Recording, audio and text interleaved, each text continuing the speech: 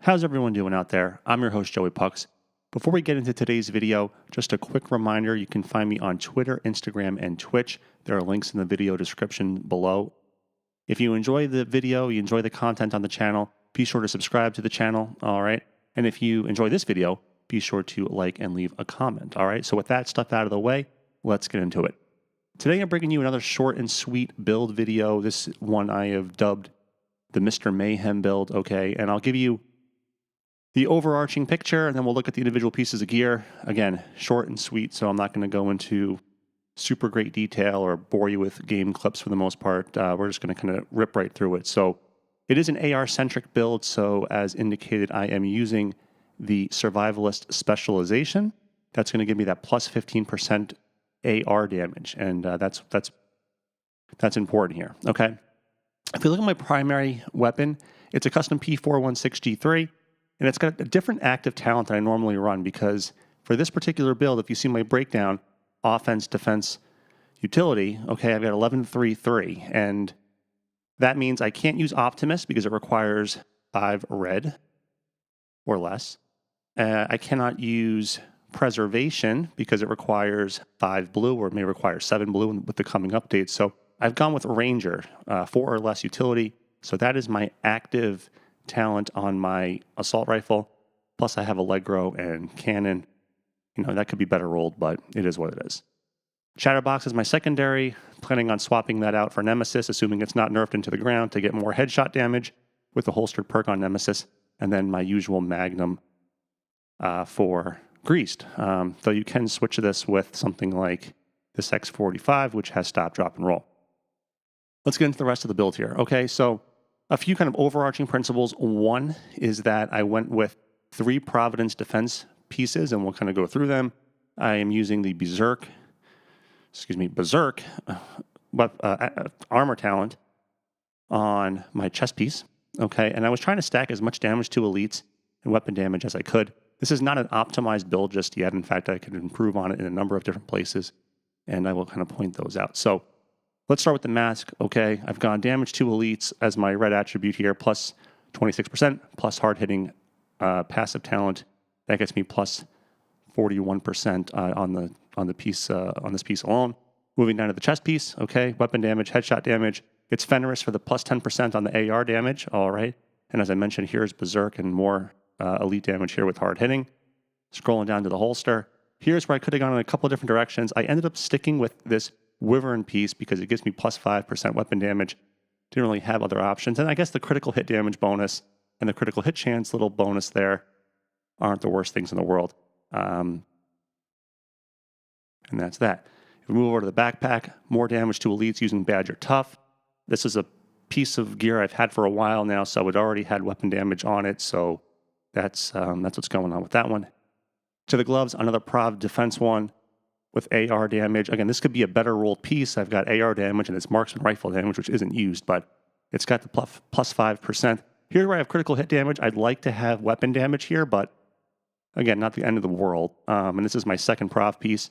And then finally, my last Prov piece gets me that 5% weapon damage on the very end. It's the knee pads, and it has hard hitting as the passive talent. I've also gone with the red mod slots where possible. So on my chest piece, again, just kind of getting additional weapon damage and assault rifle damage. So plus 4% cumulatively on the chest piece. On the holster, I get some weapon damage, some headshot damage, and then optimal range. On the backpack, that's a defensive one. So a little armor on kill. Can't really argue with that.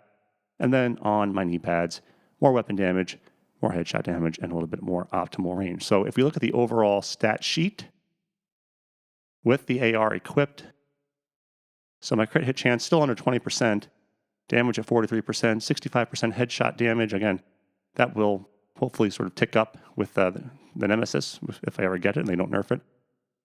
Here's where the numbers look pretty good. All right, got 56.5% cumulative damage between all weapons and AR damage, and I'm using my AR 99.9% of the time, so that bonus is always there for me, and that number could increase if I got on my gloves the devastating passive talent. Okay, that would actually tick that number up to 28.5%, and then I would be at a 61.5% cumulative bonus on the damage there using the assault rifle. Damage to elites, 78%. Again, could that be higher? Yeah, and actually, it will be higher when I do this, which is to switch to mod this, because I was actually running some Dark Zone. So let's just do this in real time here. So this is the PvE setup on the AR. Okay, and then that brings that number up to 88% damage to elites. Defense, this isn't a defense-oriented build. It's not a skills-oriented build, so I'm not going to go into over detailed in there. But so that's basically it for PvE. Now, switching over, I've run this build, I've used this build in the Dark Zone and would switch back to accuracy here and then to optimal range here. And it was doing pretty good. So that's basically the build. That's the Mr. Mayhem build. Okay, I've used it in PvE, in groups. It's been great. Running solo, challenging content. It's been great. Ran it in the DZ a little bit. It's been great. So overall, it feels pretty good. I have had to modify my playstyle a little bit compared to the Berserk Light build, which is built on having armor regen and taking damage, using Berserk, getting armor back by getting kills or ducking into cover.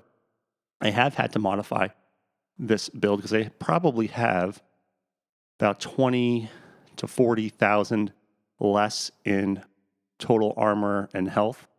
All right. I'd have to double check the numbers on that, but I have noticed that I'm a little bit more squishy, a little bit more powerful, but a little bit more squishy.